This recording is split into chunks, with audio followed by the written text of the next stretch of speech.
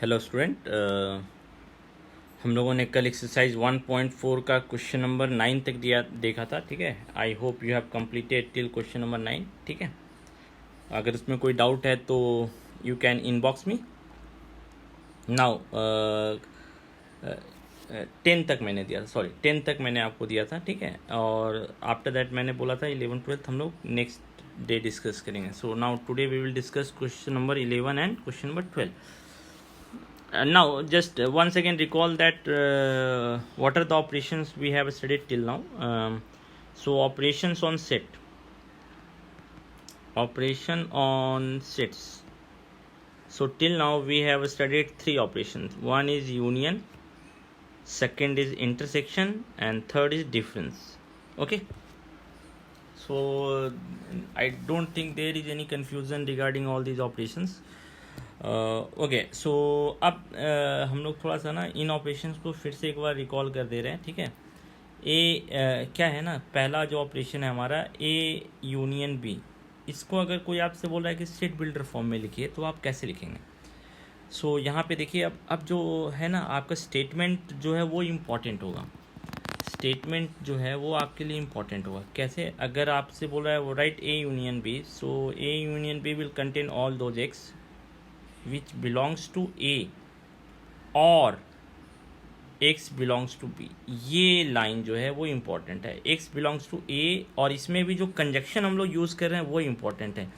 यानी जब भी यूनियन है तो हम कौन सा कंजक्शन यूज़ करते हैं, और X belongs to A और X belongs to B. That means what, this or is either in A or in B और in both. This is the meaning of this और. ठीक है, जब भी यूनियन का जो हम और यूज़ कर रहे हैं ना, उस और का क्या मीनिंग है ये आपको समझ में आना चाहिए. ठीक है, सो ए यूनियन बी का जो सेट बिल्डर फॉर्म होगा वो क्या होगा, एक्स बिलोंग्स टू ए और x belongs to B. And now what is the meaning of this और, I have mentioned it above. Okay, second जो है हमारा इंटरसेक्शन, ए इंटरसेक्शन बी, इसका मतलब क्या है, it contain all those element X such that X belongs to A and X belongs to B. यहाँ पे अब आप ऑब्जर्व कीजिए हम कौन सा कंजक्शन यूज़ कर रहे हैं. यहाँ पे जो हम कंजक्शन यूज़ कर रहे हैं वो एंड है. सो ये एक इम्पॉर्टेंट पार्ट है. एंड का मतलब क्या हो गया, एक्स जो है वो ए में भी है और बी में भी है, दोनों में होना मैंडेटरी है. इस एंड का मतलब ये हो गया. ये और का मतलब क्या हो गया, एक्स ए में हो सकता है, बी में नहीं भी हो सकता है, और बी में हो सकता है, ए में नहीं भी हो सकता है, लेकिन दोनों में भी हो सकता है. ये 3 कंडीशन को ये इंक्लूड करता है, ये और है ना. लेकिन यहाँ पे एंड का मतलब क्या है, दोनों में होना मैंडेटरी है. नाउ अब ए माइनस बी का अगर आपसे कोई बोले right it in set builder form तो क्या होगा, third A minus B. A minus B का सेट बिल्डर फॉर्म अगर कोई लिखने बोले तो all X such that X belongs to A and X does not belongs to B. ये है ए माइनस बी का सेट बिल्डर फॉर्म. यानी एक्स ए में, इसके अंदर वही एलिमेंट होंगे जो ए में हैं और बी में नहीं है ना. बी में नहीं है वही एलिमेंट जो होंगे ए माइनस बी में होंगे. कल हमने देखा था ए माइनस बी का जो डेफिनेशन था.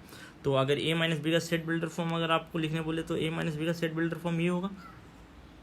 ठीक है, यहाँ पे आप देखिए कि कंजक्शन कैसे यूज़ हो रहा है और कब यूज़ हो रहा है. ये वाला पार्ट इंपॉर्टेंट है, क्योंकि ना आगे चलकर हम इस कंजक्शन का यूज़ करेंगे, तो ये आपको पता होना चाहिए कि कौन से ऑपरेशन में कौन सा कंजक्शन यूज़ करेंगे. ठीक है, ताकि हमको पता चले कि इसका मीनिंग क्या हो रहा है. ओके, सो अब अपने बुक पे आते हैं. बुक में हमने क्वेश्चन नंबर 10 तक सॉल्व कर रखा था. अब जो है वो हम आते हैं, एक पहले 12 देख लेते हैं, उसके बाद हम लोग 11 कंप्लीट कर लेंगे. 12 जो नेक्स्ट हमारा डेफिनेशन है वो है डिसजॉइंट सेट. इसको नाम से हमने नहीं पढ़ा था, बट वी ऑलरेडी नो. ठीक है, इसको हमने डिस्कस कर रखा है, नाम से डिस्कस नहीं किया है. डिसजॉइंट सेट्स है ना. What is disjoint set? So 2 sets are called disjoint. 2 sets are called disjoint if their intersection is phi. If their intersection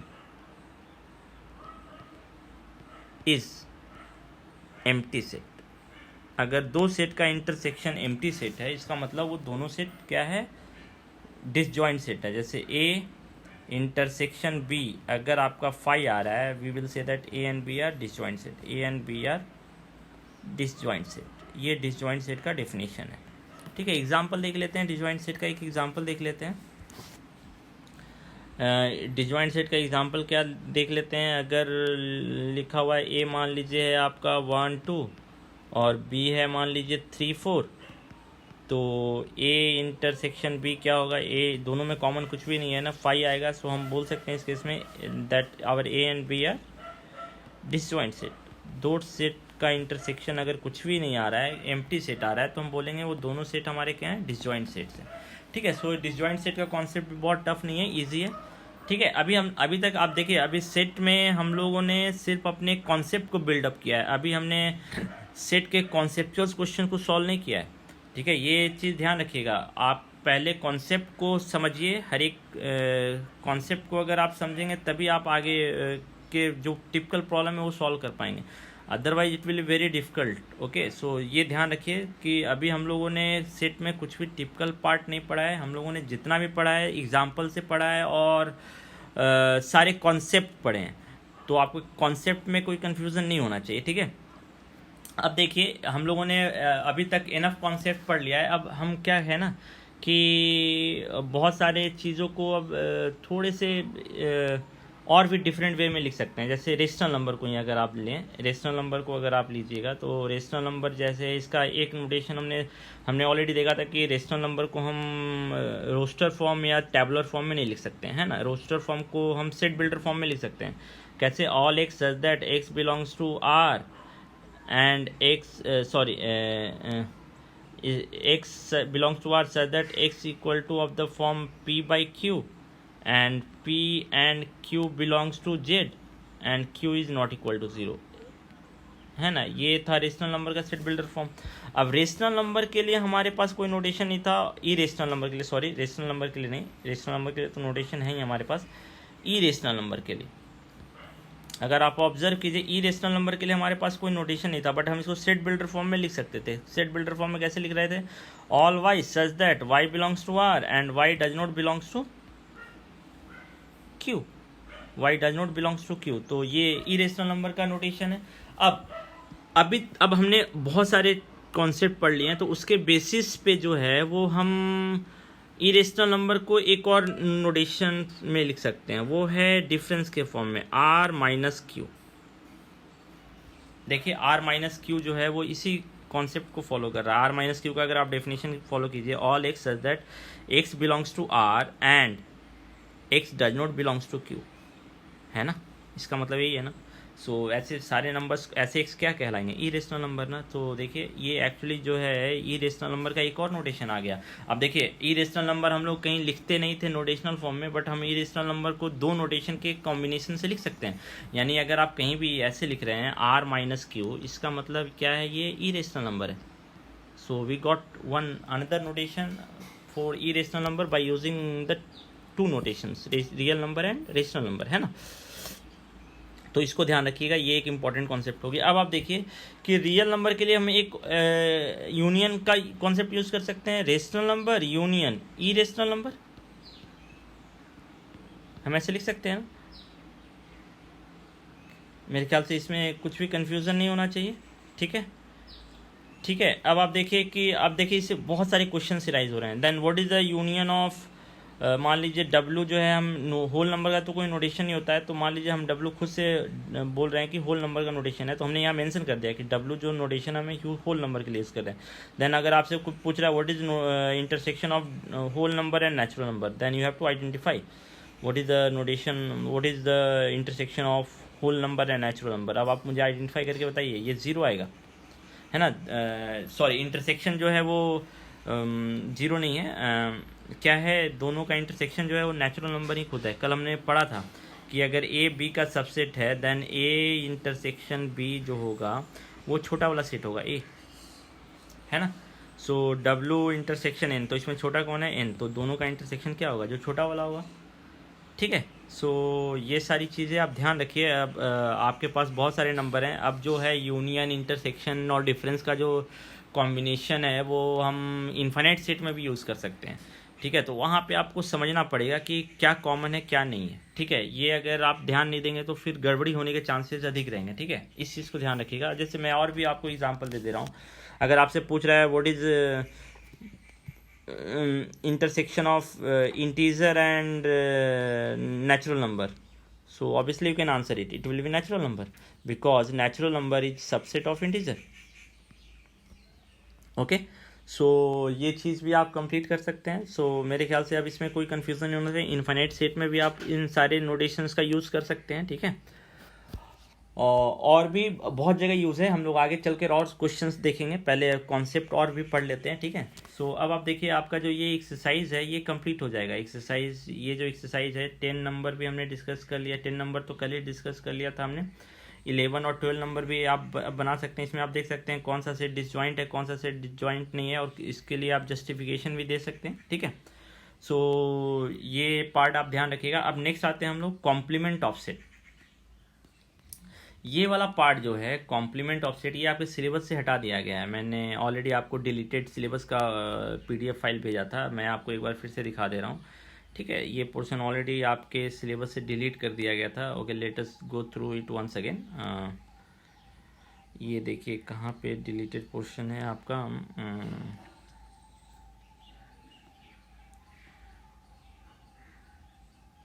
okay, deleted portion देखिए, सेट में जो है डिफरेंस ऑफ सेट, ये भी आपका जो हमने ऑलरेडी डिफरेंस ऑफ सेट पढ़ रखा है, ये डिलीट किया हुआ है, अभी हमने ऑलरेडी पढ़ रखा है।